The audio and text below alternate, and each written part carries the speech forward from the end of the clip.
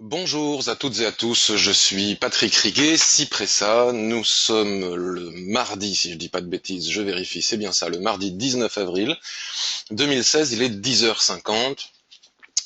Je vous souhaite la bienvenue pour cette nouvelle revue de marché pour DailyFX, le site forum de FXCM France que je fais tous les mardis et que vous retrouvez sur la chaîne YouTube de DailyFX, playlist, point de marché Ishimoku, par Patrick Riguet. Avertissement, toujours important que de le lire, sur le fait que négocier sur marge sur le marché des devises ou via des produits CFD comporte un risque élevé et ne peut être recommandé à tout investisseur. Voilà, je vous laisse lire la suite. Parfait. Donc nous allons maintenant sur le marché. Très bien. Donc ce matin, j'ai la sensation, déjà depuis hier, après Doha ce week-end, j'ai la sensation qu'il y a pas mal de signaux de trading sur le marché du forex et des indices euh, qui nous ont été offerts et encore ce matin. Donc j'en ai fait déjà une liste, je les ai tous listés ce matin sur Twitter. Donc si vous voulez me suivre sur Twitter, donc je vais vous montrer ma page Twitter, je vais vous montrer tous les endroits où je communique. Donc là, on a un petit gif rigolo avec l'ancien entraîneur de Marseille, mais c'est pas ce qui nous intéresse le plus. Vous pouvez me suivre en me retrouvant Patrick Riguet, @cipressa, et donc vous pouvez suivre un petit peu mes tweets si cela vous intéresse. Je parle souvent de marché, mais parfois d'autres choses. Et donc ce matin, vous voyez, on parlait de la cible des 2100 atteintes sur le SPX. Des échanges sur le forum concernant NZD-USD dont on va parler, l'euro-USD, le DAX, je disais qu'il y avait certainement un signal d'achat, un potentiel signal d'achat ce matin. Vous voyez, il était 9h, 8h53 quand j'ai écrit ça. GBP-USD, j'ai parlé d'un signal. NZD-USD, j'ai parlé d'un signal. Et AUD-USD aussi. Donc nous allons revenir sur le marché maintenant parce que tout ça pour dire qu'il est probable que pour certains d'entre eux maintenant ça soit un petit peu trop tard et qu'il faille attendre un petit peu pour que qu'on ait de nouveaux signaux qui se déclenchent. Donc AUD USD. Donc je vais enlever cette droite de tendance qui me pose un petit peu problème et que je n'ai vu que grâce aux copains du forum. Donc c'est important. Tiens, j'en profite pour vous montrer le forum. Donc vous voyez ici mon blog avec mes analyses si vous cliquez sur le blog, toutes les formations Ishimoku, le coaching Ishimoku, les offres FXCM. Si vous ouvrez un compte et que vous êtes un nouveau client chez FXCM de 2000 € minimum, vous pouvez vous faire offrir une formation totale et gratuite à l'Ishimoku. Donc cliquez sur cet onglet pour en savoir plus. Les témoignages, si vous voulez en savoir plus sur les gens qui ont déjà assisté à certaines de mes formations. Et puis le fameux forum. Donc le forum, vous cliquez dessus et vous allez découvrir un nouveau monde. Certainement le forum le plus important consacré à l'Ishimoku en France, dans le monde francophone et peut-être même dans le monde. Donc c'est assez intéressant parce que grâce à ce forum, on évite de faire des bêtises ou on arrive à voir des choses que l'on n'aurait pas vues tout seul grâce aux copains qui répondent lorsque l'on poste des analyses. Et donc c'est pour cela que je vous disais que grâce à Dimitri, Niako et Grégory, j'ai négligé peut-être quelque chose. Donc vous le saviez, hein, hier j'avais vendu, suite au gap que nous avons eu à l'ouverture, vous voyez, voilà, j'avais vendu quelque part par là, sous la trendline à l'intérieur du range, en n'imaginant pas qu'on allait non seulement combler le gap, mais en plus casser de nouveau plus haut. Donc j'ai perdu ce trade. À partir du moment où je l'ai perdu, bon ben j'ai reversé immédiatement, puisqu'à partir du moment où mon stop est touché, c'est que non seulement mon signal de vente était invalidé, mais que probablement il se transforme en signal d'achat. Donc si je me suis réellement trompé, allons-y pour un achat. Donc j'ai reversé. Donc si je perds le 2, ça sera ballot. Bon, les quantités de pips, je le rappelle, n'importe peu, hein. Et donc par rapport à ce signal d'achat, j'ai dit hier que j'achetais la cassure ici, donc c'était en H1. Je crois qu'on peut basculer sur le H1 facilement. Voilà. Et donc là, il faut remonter, voilà. Et donc j'ai acheté ce Marubozu, vous voyez, là, directement ce Marubozu qui casse avec d'importants volumes. Donc en général, un Marubozu qui casse avec d'importants volumes, c'est assez fiable. Et puis aussi, comme j'en parle souvent, chez FXM, il y a un excellent outil qui s'appelle le Directional Real Volume, qui est très intéressant parce qu'il reflète la quantité de traders chez FXM dans le monde qui sont à la vente, qui sont à l'achat. Donc si vous voulez, ici on a massivement, et si on met le curseur dessus, je crois que ça nous indique qu'on a 84 912 cas de vendeurs pour seulement 52 cas d'acheteurs. Et pourtant, les prix montent. Cela veut dire que les traders FXM, même s'ils sont très nombreux dans le monde, restent malgré tout, comme moi, des traders particuliers. Et les traders particuliers, nous sommes souvent dans le mauvais sens, contre à rien. Donc pendant que tout le monde vendait ce Maru-Bozu, bon, moi y compris, hein, puisque je me suis fait sortir sur la vente que j'avais pris plus tôt, on a peut-être été plus nombreux à se faire piéger, il y a eu de forts volumes, ça cassait, donc il fallait reverser selon moi et acheter. Donc j'ai acheté en voyant la borne haute de ce range, hein, vous connaissez, je rappelle que je ne donne pas ici des cours Ishimoku, mais juste une analyse de marché pour les cours Ishimoku sur le range, etc. Vous savez où me trouver. Par contre, ce que je n'avais pas vu et que m'ont montré les copains, moi je me suis borné à cette dérive latérale, c'est qu'il y a moyen de tracer un canal ascendant. Alors je sais pas trop comment. Alors attendez, il a été tracé ce canal. Voilà. Donc je perds un petit peu de temps à vous montrer ceci parce que c'est quand même assez intéressant. Mince, j'ai dupliqué le rectangle, c'est pas ce que je voulais dupliquer. Mais la droite de tendance, voilà. Vous voyez ? Et là on est pile poil dessus. D'accord ? Donc le range a bien cassé.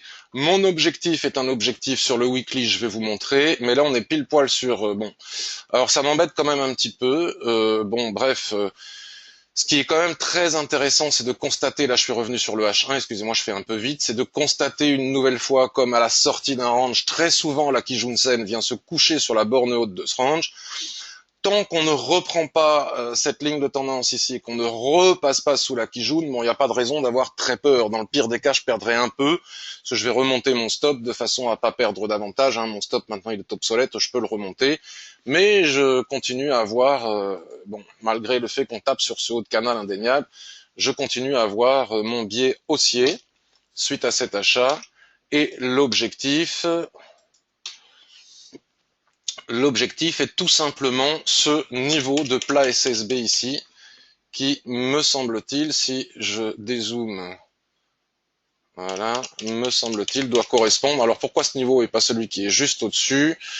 Doit y avoir une raison. Voilà, là il m'explique que sur le mensuel, doit y avoir une raison. Donc j'ai mis ma 0,7850 quelque part. Bon, moi je pense qu'on peut aller jusqu'à 0,7921. Donc je vais peut-être remonter aussi mon objectif en fonction de ce qui va se passer au moment où on y arrive. Pour le moment, c'était hier quand je suis entré dans cette position. Il faut que j'ajuste tout ça. Cependant, ah oui, voilà, je sais pourquoi. Parce que il y a une histoire de Fibonacci. Je savais bien qu'il y avait quelque chose.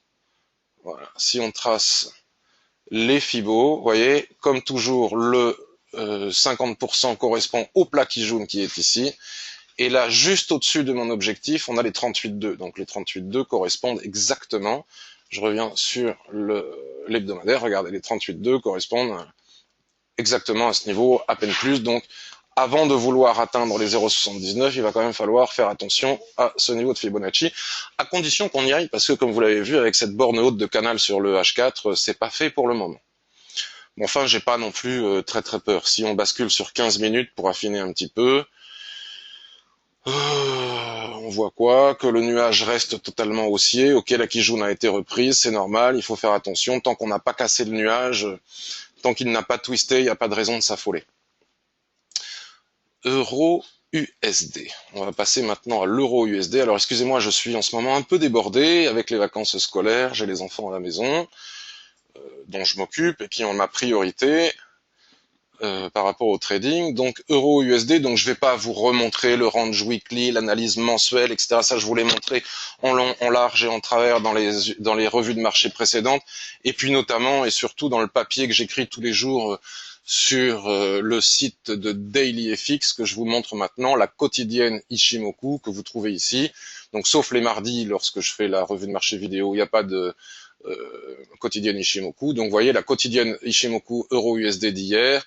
Et puis chaque jour sur la page d'accueil, comme ça vous trouvez cette analyse quotidienne de l'euro USD. Donc je ne vais pas tout vous remontrer Par contre, ce qui me plaît, ce qui me fait plaisir, c'est que j'ai été le premier à dire, parmi beaucoup de monde, et encore une fois, ça c'est grâce à l'information visuelle de l'Ishimoku, lorsque l'on est redescendu ici, que ce biseau en haut a été cassé ici, qui nous a amené sur ce niveau des 1,1252, le nuage a twisté, la SSB s'est mis à plat, la Kijun-sen s'est mis à plat, et j'ai dit attention, il se pourrait bien que ce soit la borne basse d'un range allant entre 1,1440 et 1,1250, jusqu'à ce qu'on en sorte par le bas, et à ce moment-là on attendra ce niveau, hein, c'est expliqué dans la quotidienne Ishimoku des 1,1155, et puis ensuite ce plat SSB en extension qui nous donne un niveau aux alentours des 1,11 qui est un niveau très important, puis ensuite chaque plat SSB est un niveau intéressant.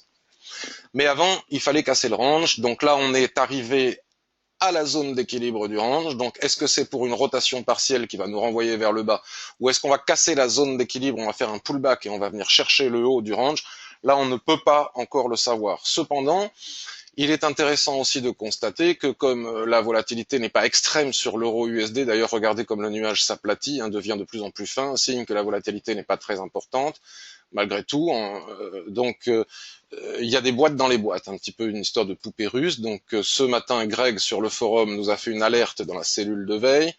La cellule de veille est accessible gratuitement aux membres du forum et c'est là où on note nos signaux, non pas pour que les gens les suivent, mais à titre pédagogique. Quand on voit une opportunité, on l'indique. Et donc Greg a parlé de la cassure de ce range et de la possibilité de le vendre en cas de soulèvement. Ce qu'il faut voir aussi, c'est que ce range a malgré tout cassé. Vous voyez, on fait un pullback dessus. Là, on revient travailler la Kijun. Donc tant que la Kijun tient avec cette ligne de tendance, pourquoi pas commencer éventuellement à s'appuyer dessus pour faire des achats et aller chercher le haut du rectangle.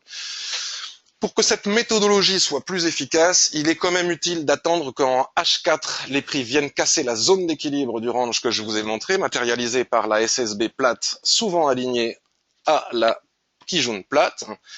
Et à ce moment-là, dès qu'on fait un pullback sur la ligne de tendance à l'intérieur du range, et sur le plat Kijun qui s'entrelace dans la ligne de tendance, il est possible d'acheter pour aller viser ensuite le haut du rectangle. Bon, ce marteau, là j'ai pas affiché les volumes, il aurait fallu voir avec quel volume il a clôturé, il peut être intéressant pour prendre un appui dessus et aller acheter. J'ai pas regardé s'il y avait des statistiques, bien évidemment on ne fait pas ça si il est 11h du matin et qu'à 14h30 on a une statistique extrêmement importante. GBP-USD me semble très intéressant. Alors sur ce graphique, on voit pas, on comprend pas forcément grand-chose, mais on voit cette grande dérive latérale qui va d'1,46 à 1,3856, et là on est pile poil au milieu de cette dérive latérale. Regardez comme le nuage est totalement fin, nous indiquant un manque total de volatilité, donc il faut faire attention, il va peut-être se passer quelque chose quand c'est comme ça, c'est un peu comme quand les bandes de Bollinger deviennent toutes fines, après ça explose dans un sens ou dans l'autre. Et donc moi j'ai mes triangles, vous voyez, j'ai un triangle principal ici, un triangle principal, ici ce triangle vient de casser avec ce petit chandelier, mais on n'arrive pas à sortir de la SSB, donc on pourrait imaginer un objectif sur la borne haute de ce triangle, c'est pour ça que j'ai marqué le 1, triangle principal à l'intérieur du range. Si celui-ci casse, on vient chercher la résistance qui est juste au-dessus horizontale, et ensuite on a la borne haute du range. Et à l'inverse, si on casse ici par le bas, on a la borne basse, donc ça c'est des trades que l'on peut faire sur le 15 minutes en très court terme. Ensuite, ça c'est des trades où là, on vient chercher à nouveau ce niveau de support horizontal à l'intérieur de la dérive latérale. Et si ce support horizontal casse, on vient chercher la borne basse du range ici. Là, on peut rentrer largement sur H4, casser, pullback, entrer, on y va.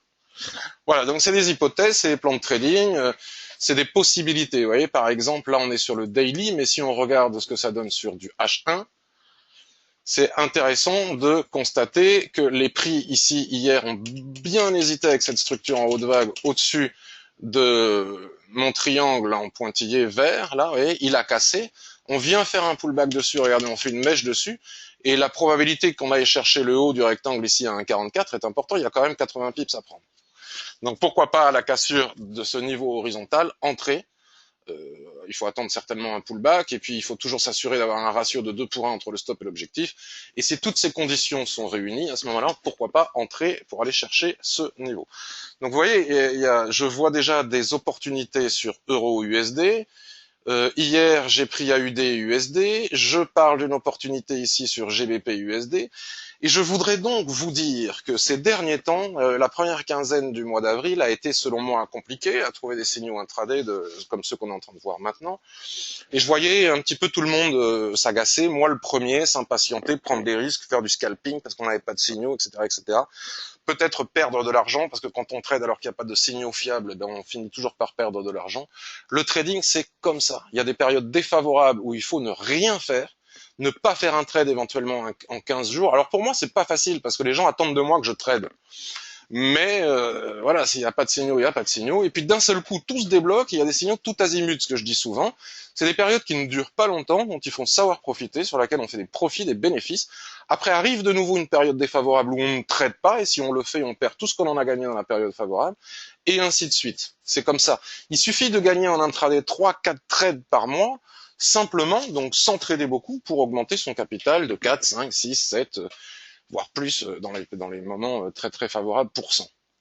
NZD USD, ça rate pas, hein, superbe signal avec la cassure ici de ce triangle après la période de dérive latérale. Donc vous voyez, il y a différentes manières de dire exactement la même chose. Dans mes formations, j'enseigne que lorsque le nuage twist se met à plat, que la SSB ici se met à plat, s'alignant au plat qui jaune ici, on est dans une période de dérive latérale. Dans les dérives latérales, on achète, on vend en haut, on achète en bas selon certaines conditions. On tape la borne basse, on va chercher la borne haute, on redescend, tac, zone d'équilibre. C'est exactement ce que je vous montrais il y a quelques instants, avec l'euro USD sur le H4, me semble-t-il. Et parfois, on fait une rotation partielle à l'équilibre, vous voyez, sur le plat SSB ici, et très souvent, ça indique le sens dans lequel ça va sortir. Bon, quand on ne dit pas ça, on peut simplement se contenter d'une figure chartiste, vous voyez. Là, le nuage reprend une direction, la Tenkan monte, la Kijun-sen va monter, il y aura des possibilités de prendre appui dessus ou sur la ligne de tendance ou ailleurs. Pour le moment, l'accélération est trop forte pour rentrer maintenant. On va attendre un pullback et là, on a des signaux clairs.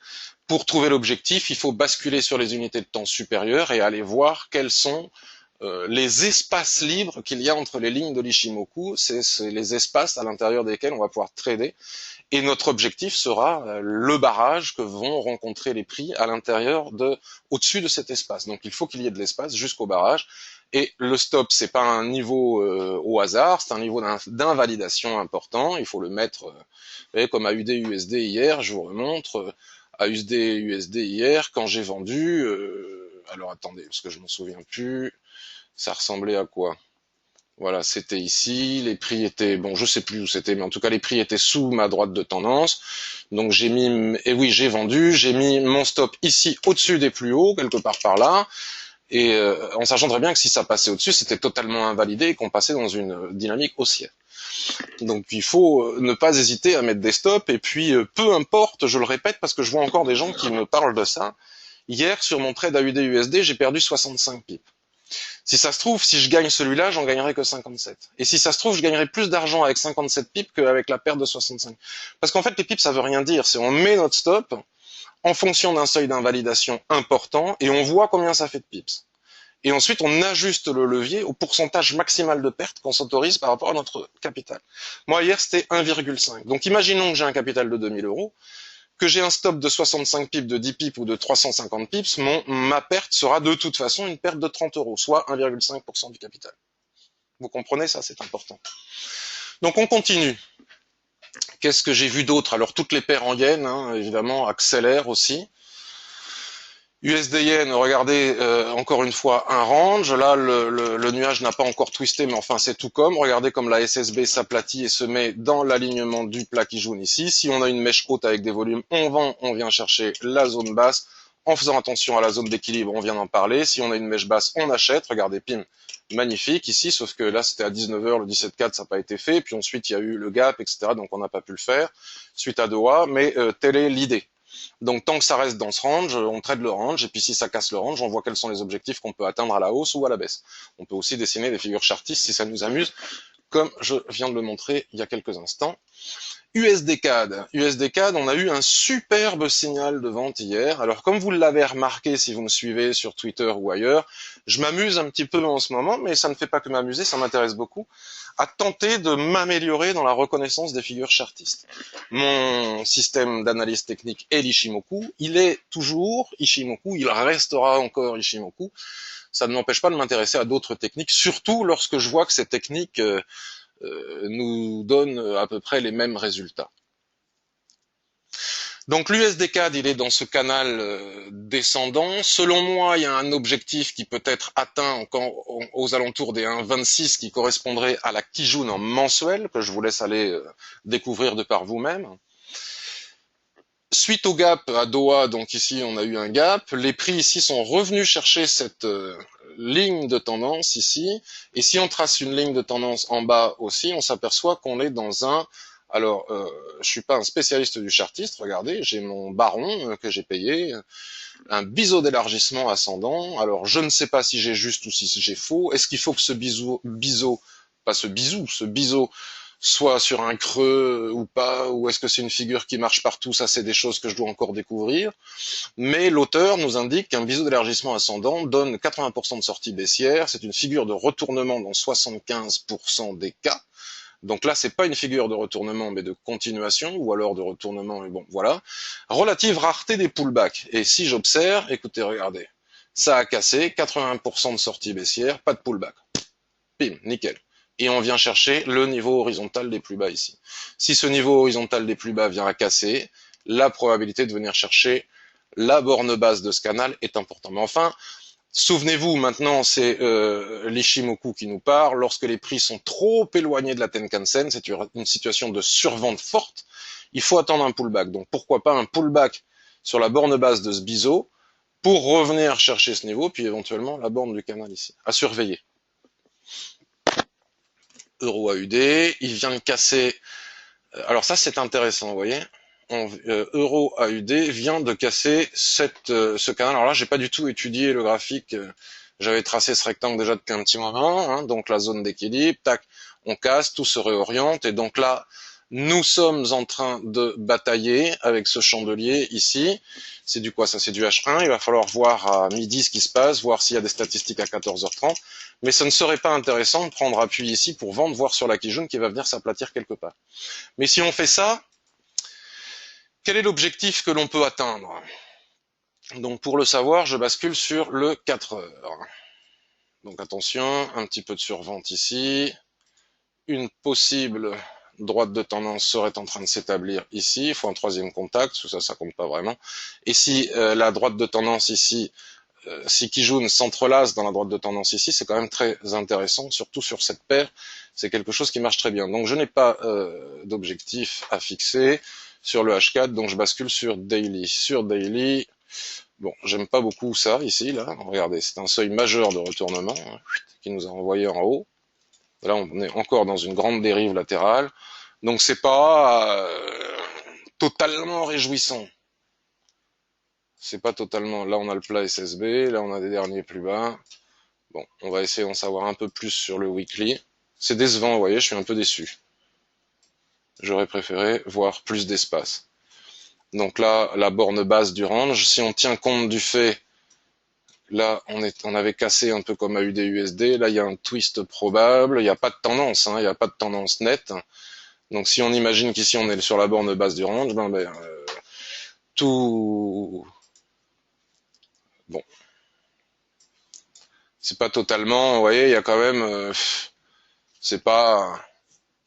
Voilà. Il y a des obstacles, il n'y a pas assez d'espace libre entre les lignes de l'Ishimoku, comme je vous disais au début. Donc que ça nous plaise ou pas, quand c'est comme ça, on n'y va pas forcément. Bon, là, si on est chartiste, on a peut-être quelque chose qui a cassé ici, mais bon, il n'y a pas vraiment eu d'aller-retour dans le triangle, donc je ne pense pas que ça soit un bon signal chartiste non plus. Le SP500. Alors le SP500, je suis content parce qu'on vient d'atteindre l'objectif. Ça y est.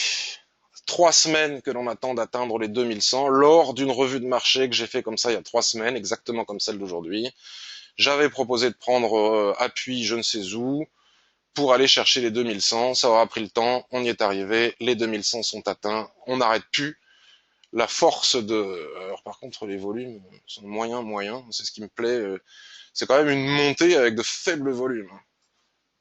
C'est quand même une montée avec de faibles volumes, ça m'inspire pas une confiance extraordinaire. Donc pour aller jusqu'où, je ne sais pas, on est sur des niveaux majeurs, c'est compliqué.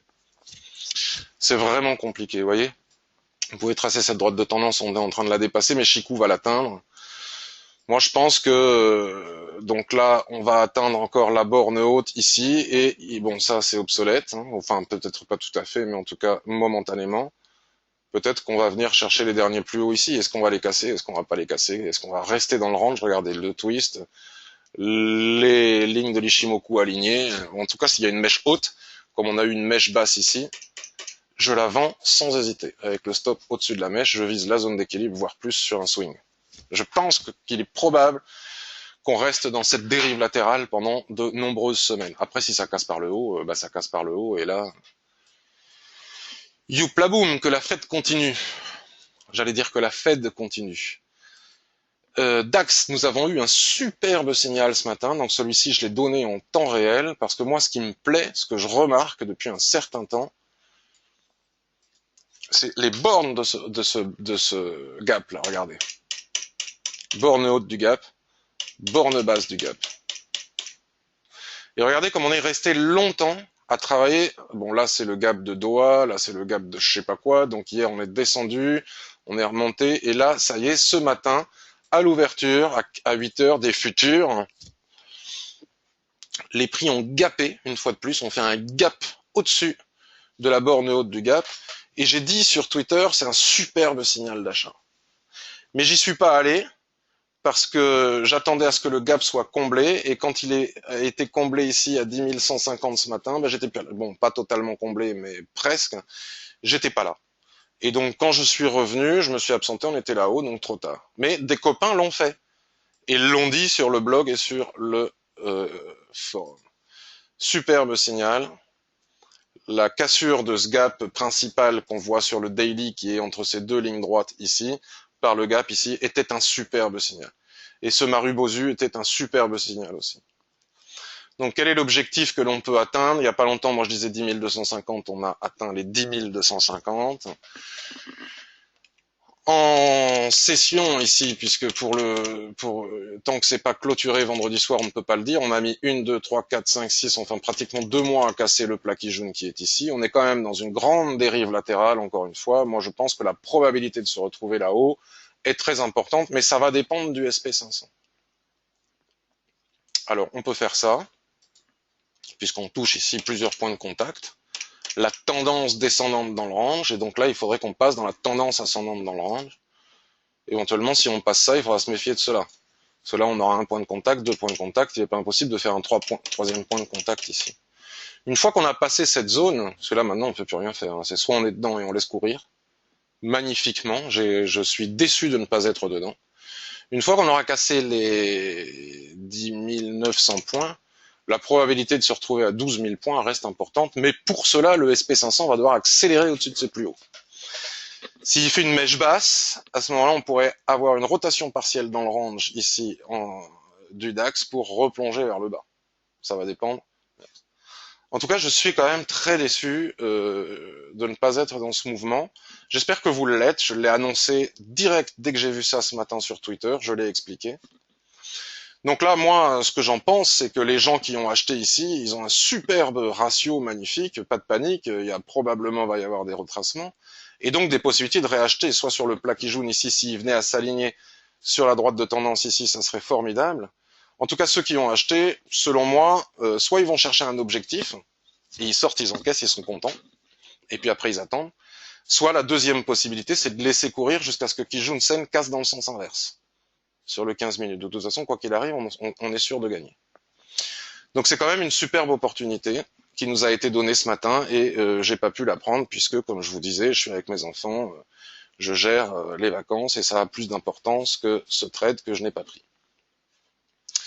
En espérant que je n'ai pas pris ce trade et que je ne perde pas mon AUD USD. Mais regardez, là je suis sur le H1, comme la Kijun est en train de remonter, elle va bien finir par s'aplatir quelque part avec cet essoufflement. pour certainement donner un nouveau point d'appui pour aller chercher mon objectif, à condition que la ligne de tendance H4 que m'ont montré les copains ne vienne pas euh, remettre en question mon choix. Bon, ben écoutez, j'espère que ça vous a plu. Vous savez où me trouver sur Twitter, vous savez où me trouver sur mon blog site Ishimoku. Je sais pas où il est. Et je vous dis à très bientôt. Bye bye, bonne journée à tous.